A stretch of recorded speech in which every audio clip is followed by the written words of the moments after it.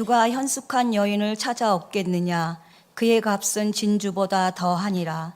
그런 자의 남편의 마음은 그를 믿나니 산업이 핍절하지 아니하겠으며, 그런 자는 살아있는 동안에 그의 남편에게 선을 행하고 악을 행하지 아니하느니라.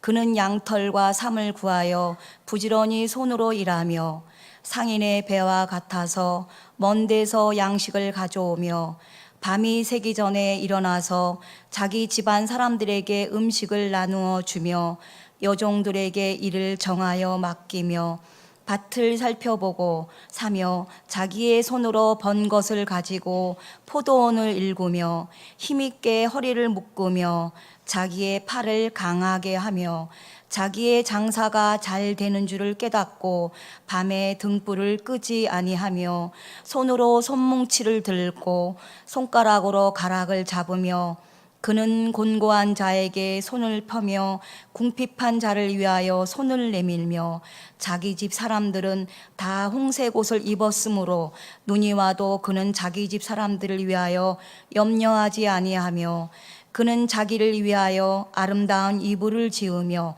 세마포와 자색 옷을 입으며 그의 남편은 그 땅의 장로들과 함께 성문에 앉으며 사람들의 인정을 받으며 그는 배로 옷을 지어 팔며 띠를 만들어 상인들에게 맡기며 능력과 존귀로 옷을 삼고 후일을 웃으며 입을 열어 지혜를 베풀며 그의 혀로 인애의 법을 말하며 자기의 집안일을 보살피고 게을리 얻은 양식을 먹지 아니하나니 그의 자식들은 일어나 감사하며 그의 남편은 칭찬하기를 덕행 있는 여자가 많으나 그대는 모든 여자보다 뛰어나다 하느니라. 고운 것도 거짓되고 아름다운 것도 헛되나 오직 여호와를 경외하는 여자는 칭찬을 받을 것이라. 그 손의 열매가 그에게로 돌아갈 것이요 그 행한 일로 말미암아 성문에서 칭찬을 받으리라. 하나님 말씀입니다.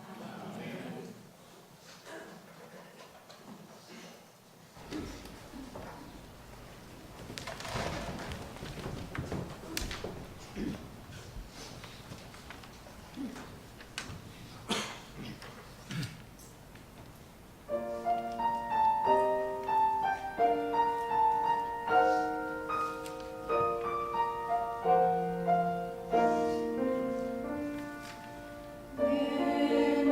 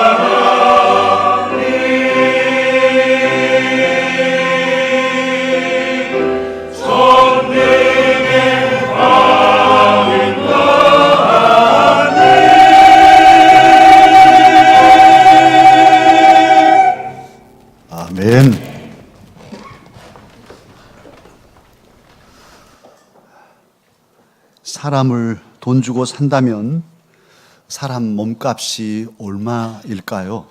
우리 자녀손들을 돈 주고 사온다면 어디서 얼마를 줘야 살 수 있을까요? 노예 시대에 노예 값이 야곱의 아들 11번째 아들 요셉을 보면 은 20에 그는 팔렸습니다. 그리고 우리 주 예수님도 팔리셨는데 가룟 유다가 은 30을 받고 팔았습니다.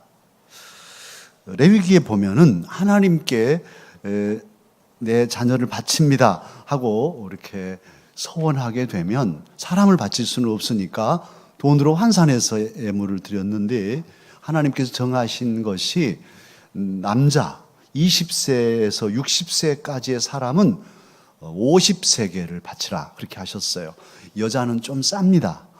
20세에서 60세까지 여자는 30세겔을 바치라 이렇게 했는데요. 하나님의 뜻은 백성들을 괴롭히지 않으시려고 마음의 짐을 덜어주시려는 그런 입장에서 정한 값입니다. 사랑하는 강스 가족 여러분, 현숙한 여인은 얼마나 값이 나갈까요?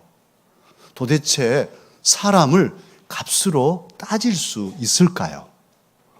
사람은 값으로 따질 수 없습니다. 더욱 현숙한 여인은 값을 따질 수 없어요. 오늘 현숙하다 할 때 이 사전적인 의미는 어질고 정숙하다는 뜻입니다. 이제 이미지가 떠오르죠. 어떤 권사님 같은 분 이렇게도 떠오를 수도 있겠어요.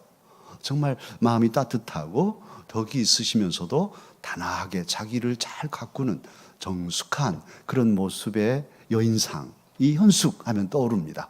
물론 홍현숙 권사님이 있지만 말이죠. 그런데 현숙 권사 할 때 떠오르는 그 현숙함을 우리가 생각하고 오늘 본문 이 현숙하다는 히브리어 원어적인 의미는 무엇이냐 하면 유능하다는 뜻이 들어 있습니다. 능력이 있다는 뜻이 있어요. 그리고 아주 지적인 에너지가 가득한 그런 상태.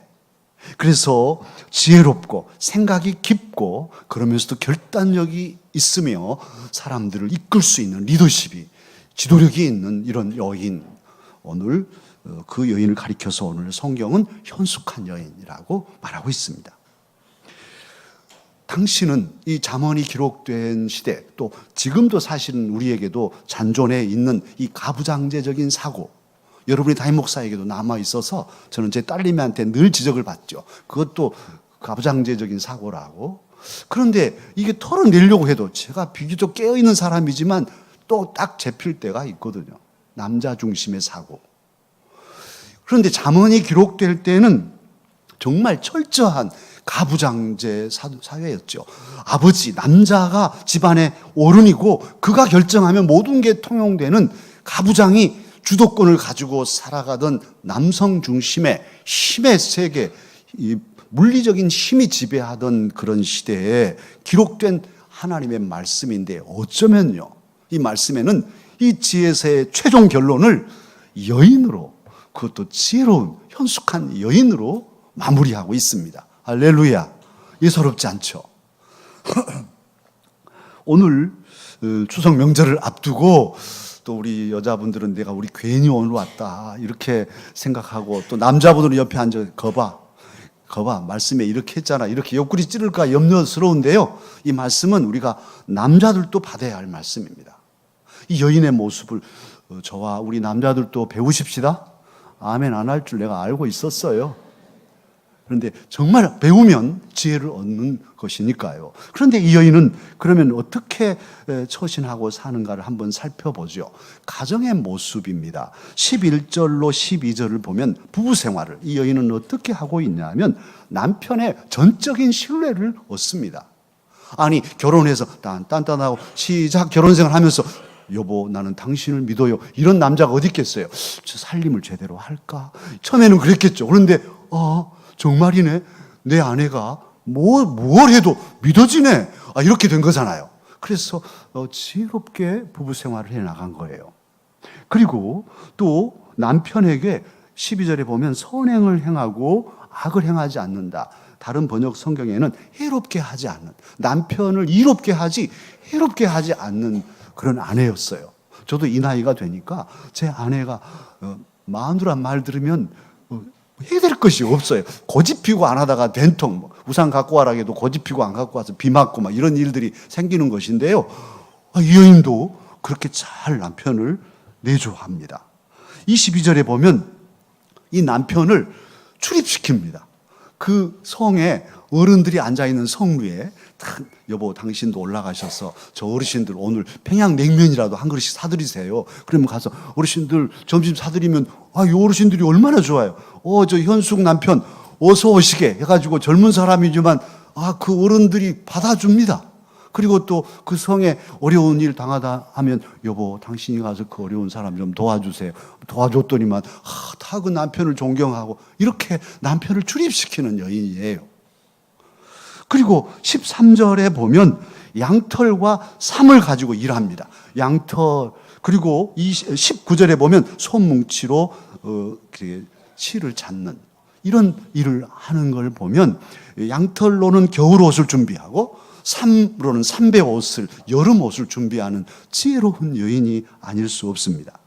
14절에는 안주인으로서 가족이 배고프지 않도록 양식을 조절하는 이런 능력을 가진 여인이고, 15절에 보면 집안 사람들 일찍 일어나서 식사를 공급하고, 그리고 여종들을 다 적재적소에 배치해서 일을 시키잖아요. 일을 시키려면 전체를 알아야 시키지 모르면 못 시키는 거예요. 사장 노릇 그냥 하는 게 아니죠. 다 전체를 회사의 전반을 꿰뚫고 있어야 일을 시키는 거잖아요. 안 그러면 다 놀고 있어도 모르고 있을 텐데요. 이 여인은 그렇게 집안일을 적재적소에 시킬 줄 아는 여인. 16절 밭을 사도 살펴서 삽니다. 저 어린 시절에 밭을 사려면 어머니들 할머니들 그 밭 딱 찜해 놓고 저 밭 정말 곡식도 잘 떼고 볕도 잘 들고 저 밭 우리 밭 했으면 좋겠어. 저희 할머님도 그러시더라고요. 그래요. 언제나 팔지 않잖아요. 그 부잣집네 아들이 대학 가는데 등록금 때문에 밭 내놨대. 그러면 모아놨다가 주님 도와주십시오 하다가 사잖아요. 그렇게 밭을 살펴서 사는 거예요. 손수 벌어서 또 그 포도밭을 가꾸는 이런 여인. 18절 보십시오. 경기가 좋아졌습니다. 장사가 잘 됩니다. 그러면 불을 밤에도 켜놓고 손님들을 맞이하는 이런 여인. 24절 배로 옷을 만들어서 파는, 띠를 맡기는, 그러니까 그 당시에 디자이너까지 하는 이런 여인이 오늘 본문에 나오는 현숙한 여인입니다. 그리고 21절에 보면 집 사람들에게 홍색 옷을 입힙니다. 옛날에 물감을 드린다는 것은 그냥 아무나 하는 게 아니에요. 바삐 사니까 다 우리는 무명천 입고 살아도 부잣집에서나 이제 물들여 가지고 하는 거잖아요. 그런데 이 여인은 부지런하게 해서 자기 가족 식구들은 홍색 옷을 입혀요.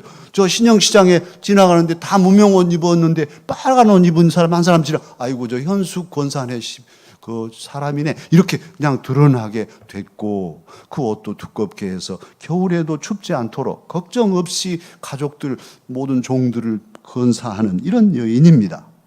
그리고 27절에 보면 집안 일을 보살피고, 그리고 이게 정말 중요한 것인데요. 게을리 얻은 양식은 얻지 않는다? 먹지 않는 원칙을 가지고 있어요.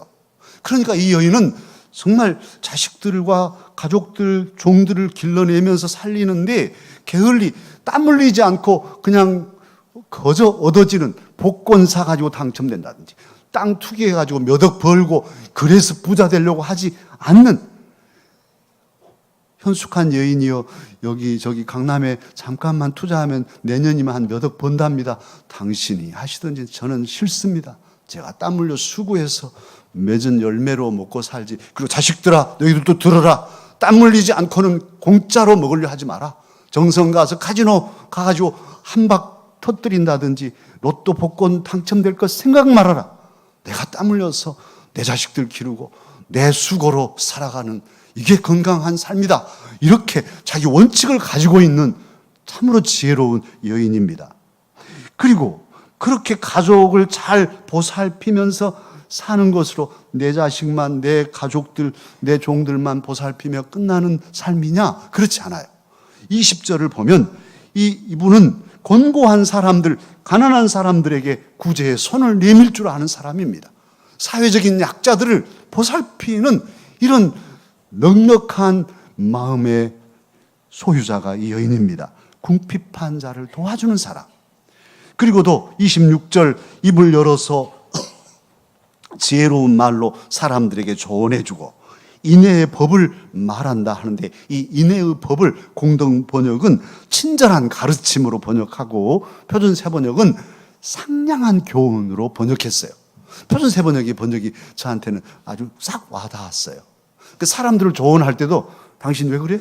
그러다 벌 받아? 뭐 이렇게 하는 게 아니라 상냥하게 조언해주는 지혜로운 여인이죠. 그래서 많은 사람들에게 좋은 인애의 법으로 상냥한 교훈으로 가르침도 베푸는 이런 여인임을 알 수 있습니다. 자, 이 여인이 그렇게 지혜롭게 모든 것을 잘 감당하고 가정과 사회에 이익을 끼칠 수 있었는데요, 그렇게 된 이면에 자기 가꿈이 있습니다. 17절을 보면 이 여인은 외유내강한 밖은 부드럽고 안은 강직한 여인이 분명한데, 17절 보면 그는 허리를 단단히 동여맵니다. 그리고 억센 팔로 일을 한다고 그렇게 돼 있습니다. 그러니까 마음의 허리를 동여맨 것이죠. 몸의 허리도 물론 동여맸겠지만 여러 일들을 감당할 때 힘들죠. 그리고 이게 1, 2년이 아니고 계속하면 지치잖아요. 그런데 지침이 없이 힘차게 모든 일을 감당하려면 꽉 자기 몸과 마음을 동여매는 것이니까요. 영적인 전투에서 에베소 6장에 나오는 말씀 중에 하나님의 전신갑주를 입으라고 하셨는데, 하나님의 전신갑주를 입을 때 악한 사탄의 세력과 싸워서 승리하려면 전신갑주를 입어야 되는데, 그 전신갑주 중에 제일 먼저 하는 일이 무엇으로 뭐 합니까? 진리로 띠를 띠는 것이에요. 그래서 진리로 띠를 꽉 띠는 그것이 제일 우선입니다. 첫 번째 할 일이에요. 그리고 거기다 이제 칼 메고 이렇게 하겠죠. 그러면 진리란 무엇입니까? 진리는 우리가 잘 아는 대로 누구이십니까? 나는 길이요 진리요 생명이라고 누가 말씀하셨습니까? 예수님이 하셨어요. 그러니까 예수님을 모시고 예수님으로 허리를 꽉 동여매고, 또 예수님이 하신 말씀, 복음의 말씀, 또 하나님이 주신 여러 진리의 말씀들로 우리의 마음의 허리를 딱 동여매면 힘이 생기죠. 그러면 지치지 않고 모든 일을 할 수 있어요. 이번 추석 명절에도 여러 사람을 만나면 지치죠. 힘들고 짜증나고. 그래서 그냥 대판 싸워버리고 얼굴 붉히고 전쟁의 패배자가 돼가지고 예수 믿는 사람으로서 이렇게 돌아오면 하나님도 기뻐하시지 않고 여러분도 스스로도 괴롭고, 그런데 잘 이겨가지고 승전하고 개선가를 부르고 돌아온다면 하나님 기쁘시고 우리 모두 기쁘지 않겠습니까? 그런데 그렇게 이기려면 사랑하는 사람들과 만나서도 마음 상하지 않고 넉넉하게 이기려면 내 내적인 힘이, 강한 힘이 있으면 어떤 것도 이겨낼 수 있어요. 그런데 그렇게 하려면 주님을 모시고 허리를 동여매야 돼요. 영적인 그런 내적 힘을 갖춰야 됩니다. 제가 부임하고 요즘에는 좀 그런 말이 좀 덜 들리는데 자꾸 들리는 게, 목사님, 뭐 누구 교사는 이제 지쳐서 좀 몇 년 쉰답니다.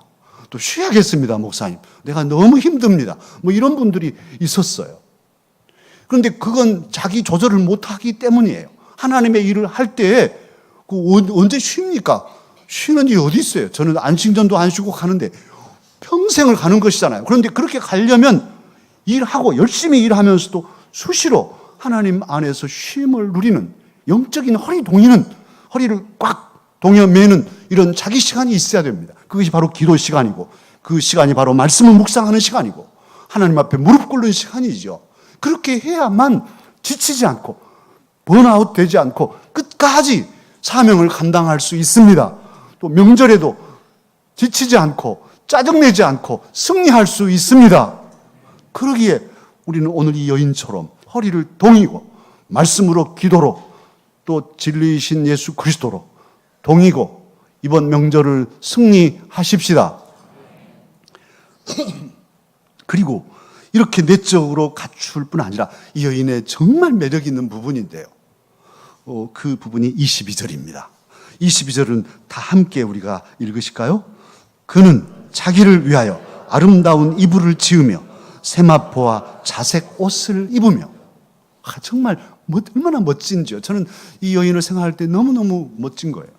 이 여인이 말이죠, 집안일 일찍 일어나서 막 식구들 다 건사하고 또 여종들 부리고 또 뭐 어디 장사하니까 또 뭐 물건은 들어왔냐 나갔냐 다 계산하고 하다 보면 정신이 없어요. 그래가지고 머리가 산발해가지고 막 이렇게 아이고 정신 바빠 죽겠네 이렇게 하고 푹 지쳐버리는 이런 여인이 아니라, 그렇게 일을 다 하지만 침소에 자기 이불 예쁘게 자기가 만들어서 밤에는 사랑하는 남편과 함께 잠을 자고, 그리고 세마포 옷을 지어서 자기가 입고, 그것도 자색 옷으로, 홍색 자색이잖아요. 빨간색 중에서도 더 짙은 이 빨간, 되게 품이 있고 또 고상하고 깊이가 있는 이 자색 옷을 입었어요. 이분이 이렇게 입고 신영시장에 딱 가면 아이고 저 강서교회 그 현숙한 권사님이시네 혼자 다 돋보이잖아요. 자기를 가꿀 줄 아는 거예요. 이런 여인을 어찌 어느 남자가 싫어할 수 있겠어요. 그 아내를 보면서 자기를 가꾸면서도 열심히 살아가는, 일과 자기 가꿈을 조화시킨 이런 아름다운 매력 있는 여인이 오늘 본문에 나오는 현숙한 여인입니다. 이 여인은 25절에 보면 어떤 모습이냐면 능력과 존귀로 옷을 삼고, 그래서 이건 무슨 말이냐 하면 가까이 가면 그에게서 느껴지는 위엄, 자신감과 그게 교만이 아닌데 아주 부드럽고 상냥한데도 함부로 할 수 없는 그 기품, 그 품이 이게 있는 거예요. 우리가 여러 사람들 접해보면 이렇게 다 사람마다 그 색깔이 다르잖아요. 어떤 분은 함부로 할 수 없는 뭔가가 있는 이런 그 기품이 있는 건데, 이 여인이 지금 그런 거예요. 위험이 있어요. 함부로 할 수 없는. 그리고도 이 여인은 후회를 웃습니다. 내일에 대해서 절망하지 않습니다. 내일을 능히 절망하고 부정적으로 볼 수도 있지만 이 여인은 항상 긍정적인 사고를 가지고 내일을 바라보면서 내일 웃을 것을 생각하고 오늘을 살아가는 이런 적극적인 삶을 사는 여인이 오늘 본문에 나오는 현숙한 여인입니다. 그러면 이 여인이 어떻게 이렇게 현숙한 삶을 살 수 있었을까요? 처음 태어날 때부터 이 여인만이 가지는 특징일까요? 그리고 이 현숙함은 완력이 아니죠. 물리적인 힘이 아니란 말이에요. 이것은 지혜지요. 지혜인데 이 지혜는 글쎄요, 태어날 때 머리가 좀 영리하고 차이는 있겠지만 이건 영리함이 다르죠. 지혜는 영리함이 아니에요. 지혜는 하나님이 주시는 것입니다. 이것은 사람이 노력해서 얻어지는 게 아니에요. 하나님의 은혜로 받는 것인데 이 여인은 지혜를 가지고 있어요. 잠언은 지혜의 책입니다. 총 31장으로 되어 있는데 1장에서 뭐라고 시작하냐면 1장 7절에서 그렇게 시작합니다. 여호와를 경외하는 것이 지식의 근본이거늘 미련한 자는 지혜와 훈계를 멸시하느니라. 지혜와 지식이 어디서 오냐? 여호와 하나님을 어찌하면서? 경외하면서. 하나님을 경외하면 지혜로워진다는 거예요. 잠언 9장 10절에서는 여호와를 경외하는 것이 지혜의 근본이다, 그렇게도 말하고 있습니다. 그리고도 최종 결론 부분에서 오늘 잠언 31장 30절 다 함께 읽겠습니다. 뭐라고 결론을 짓습니까? 다 함께 30절을 읽겠습니다. 고운 것도 거짓되고 아름다운 것도 헛되나 오직 여호와를 경외하는 여자는 칭찬을 받을 것이다. 아멘. 여호와를 어찌하는 사람이에요? 경외하는 사람. 이것은 여자만의 말씀이 아니죠. 사실 이것이 잠언에 기록되고 많은 사람들이 읽게 하신 것은 여자로 표현하고 있지만 사실 잠언의 지혜는 여성으로 표현되어 있거든요. 그런데 그 지혜를 얻는 것 자체는 모든 남자들도 다, 그리고 더더욱 저와 여러분은 그리스도의 신부로서 예수님을 신랑으로 맞이할 모든 그리스도인은 여성적인 차원에서 이 말씀을 받아서 주님 신랑 되신 주님 앞에 반듯하게 서야 할 책임과 의무가 있습니다. 그러기에 이 말씀은 저와 여러분이 다 함께 받을 말씀입니다. 그리고 이 말씀을 받으면 참으로 지혜로워지는 비결이 정말 얼마나 아름다워요. 안과 밖과 가정과 교회와 사회를 건강하게 할 수 있는 이런 지혜를 얻는 비결이 여기 있으니 누구도 마다하지 않을 말씀이 오늘 말씀입니다. 그러면 하나님을 경외하는 것이 지혜를 얻는 비결이라고 한다면 하나님을 경외한다는 것이 무엇일까요? 하나님을 만만히 보는 것 경외 아닙니다. 하나님을 홀대하는 것, 소홀히 여기는 것, 그것은 경외가 아니에요. 만홀히 여기는 것이죠. 죄송하게도 하나님을 믿는다 하고 예배 드리고 교회 다녀도 하나님을 우습게 여기는 사람들이 있어요. 하나님을 만만하게 보고 자기 마음대로 살고 그리고는 막 하나님한테 복 안 준다고 하고 하나님 욕하고 벌 받으려고. 제 어린 시절에 저희 마을에 깡패 같은 사람이 하나 있었어요. 하나님을 믿으려면 내 주먹을 믿으라고 소리치는 사람이에요. 그런데 비가 추적추적 내리는 날 우리 우리 마을 앞에 정미소 쌀 훔치러 갔다가 양철 지붕에서 미끄러져 가지고 모가지가 부러져 죽었어요.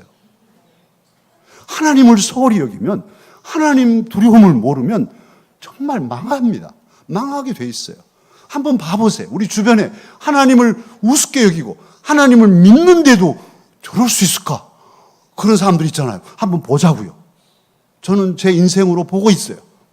우리의 현대사 역사에도 보고 있지만 하나님도 무서워하지 않고 마음대로 살았던 사람들의 결말이 어떠한지 나는 더 오래 살면서 볼 거예요. 어떻게 하시나 하나님께서. 하나님을 만홀히 여기면 하나님이 기뻐하시지 않습니다. 하나님을 경외해야 돼요. 하나님을 경외한다는 것은 무엇일까요? 두려워하는 것이죠. 하나님 두려워하는 것. 그러면 아이고 하나님 두려워요. 나 무서워요. 오늘 예배드리러 갑시다. 아이고 나 하나님 무서워서요. 못 가겠어요. 그리고 놀러 간다든지. 이것이 경외하는 것 아니에요. 하나님을 두려워하는 것은 하나님을 경외하는 것인데 그것은 하나님이 두렵기에 하나님을 경외하기에 더 하나님을 붙들고 하나님을 모시고 사는 것이에요. 이것을 하나님의 임재의식이라 합니다. 하나님이 지금 여기서 나와 함께 하시고 하나님이 나를 보시네. 그러니 어떻게 나쁜 짓거리를 합니까? 하나님 보시는데. 요셉 보디발의 아내가 나랑 같이 자자 할 때 하나님이 보시는데요. 아무도 없잖아. 하나님이 보십니다. 하고 옷 뿌리치고 도망치잖아요. 이것이 하나님의 임재, 하나님을 두려워하는 사람의 기본 자세예요. 하나님이 나와 함께 하시고 하나님이 나를 보시고 계시고 나를 지키시고 계시니 나는 하나님만 붙들겠다 하고 의지하는 것이죠. 하나님 앞에서 실수할 때는 아주 번개같이 깨닫고 아이고 하나님 죄송해요. 하나님이 보고 계시는데 내가 실수했어요. 내가 잘못했습니다. 회개하면 되잖아요. 그렇게 돌아와서 하나님 말씀 붙잡고 아픈 말씀도 달게 받고 그 말씀대로 한 말씀 한 말씀 지켜 살아가는 자세, 이게 하나님을 경외하는 자의 태도입니다. 그렇게 할 때 하나님은 인격적이셔요. 다 아시잖아요. 오냐 내 아들 내 딸, 네가 그래도 나를 소중히 여기고 최선을 다해서 나를 섬기려고 하는구나. 됐다 내 아들 하고 드시면 한순간에 드시는 거예요. 할렐루야. 높고 낮아짐이 하나님의 손에 달렸어요. 살고 죽는 것이 하나님의 손에 달렸는데 우리는 거꾸로 내가 하려고 예를 쓰니 안 되는 것이죠. 너 한번 해봐라 하고 하나님도 옳고 계신 거예요. 그리고 하나님을 경외한다는 이 말은 두려워한다는 말과 함께 그 안에는 하나님을 사랑하는 마음이 들어있어요. 내 마음과 뜻과 정성을 다하여 하나님을 사랑하라 하는 이것은 하나님을 두려워하는 백성들에게 주신 명령입니다. 그래서 참으로 하나님을 두려워하는 사람은 또 두려우면서도 하나님을 사랑해서 하나님 떠나기가 싫어요. 어떻게 하냐 하나님 가까이, 하나님 죄송하고 미안하고 여러 가지로 불충한 것 때문에 죄송하지만 그럼에도 하나님 곁을 떠날 수 없고 그래서 하나님을 붙잡고 의지하는 이런 마음이 하나님을 경외하고 두려워하는 마음입니다. 오늘 이 여인, 그렇게 하나님을 경외하는 여인인데요. 이 여인이 언제부터 하나님을 경외했을까요? 결혼한 날 다음부터 했을까요?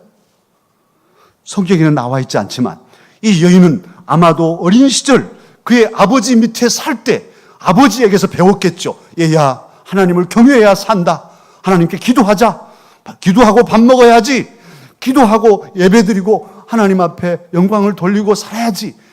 예배가 무너지면 다 무너진다. 아마 아버지로부터 들었겠죠.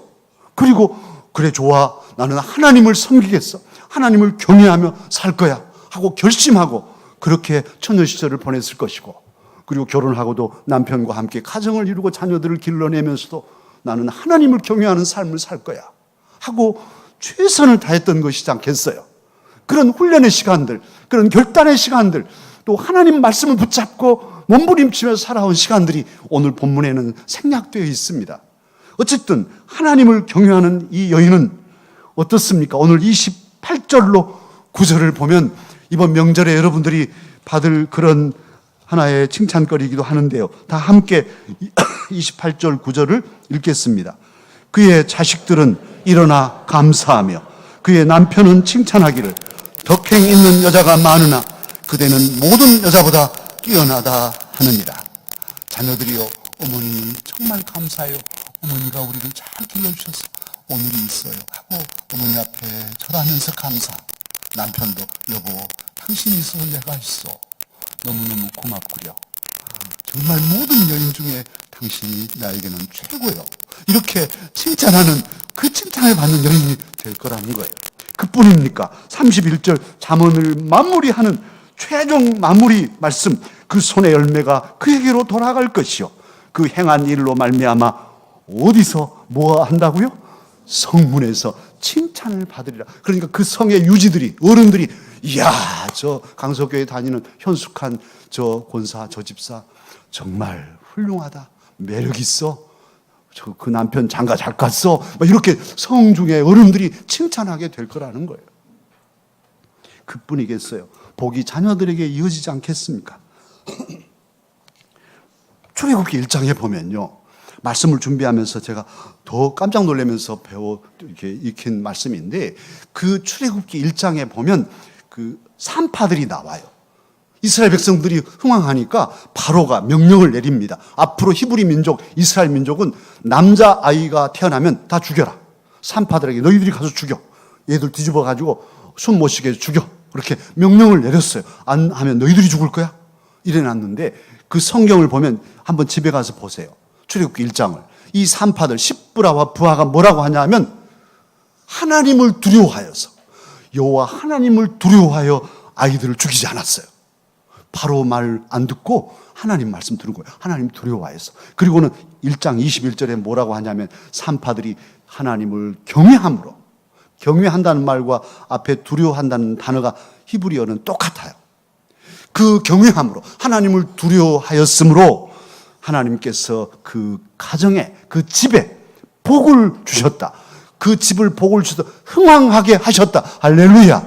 그 가정의 번성함을, 후손들이 번성케 하셨다. 이런 말씀으로 축복 기록되어 있습니다.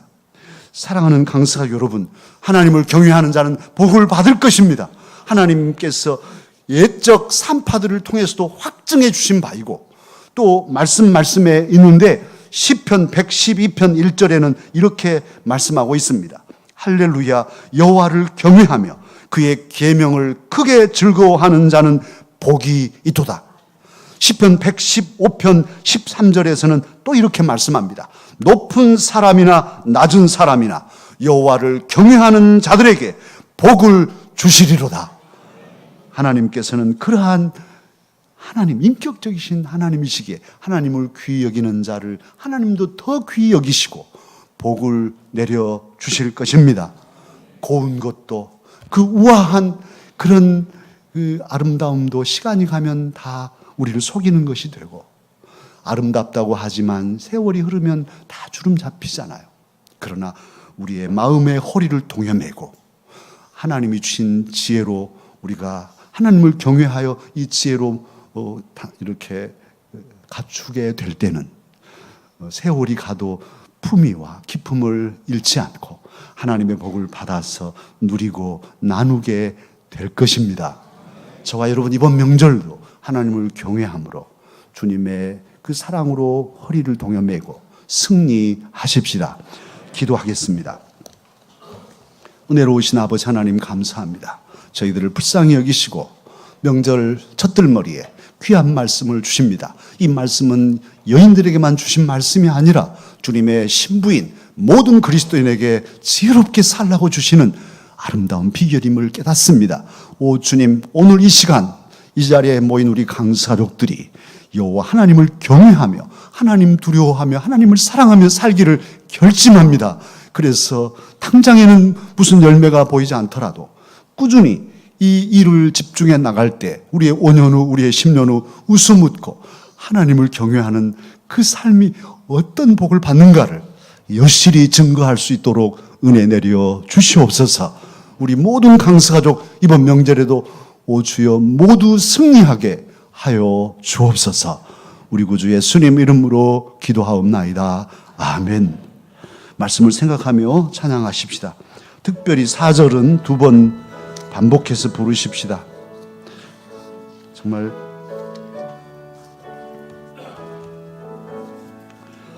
나의 죄를 정케 하사 주의 일꾼 삼으신 구세주의 넓은 사랑 항상 찬송합니다. 나를 일꾼 삼으신 주 크신 능력 주시고 언제든지 주 뜻대로 사용하여 주소서. 내게 부어주시려고 은혜 예비하신 주 주의 은혜 태워주사 능력 있게 하소서.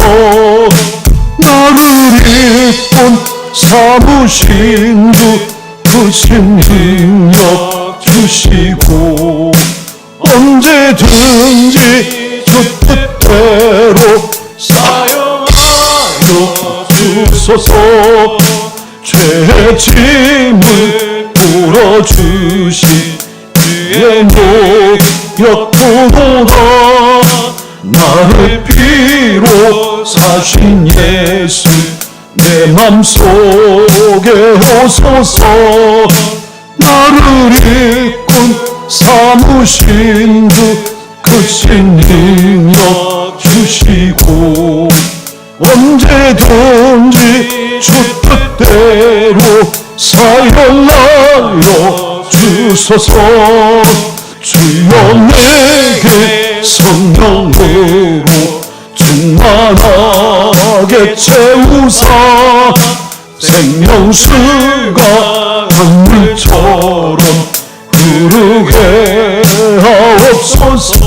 아멘. 나를 일꾼 삼으신 주 크신 능력 주시고 언제든지 주 뜻대로 사용하여 주소서. 4절입니다.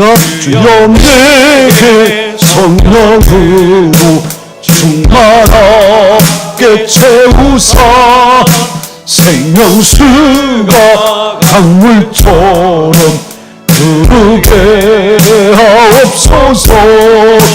나를 일꾼 삼으신 주 크신 능력 주시고 언제든지 주 뜻대로 사용하여 주소서.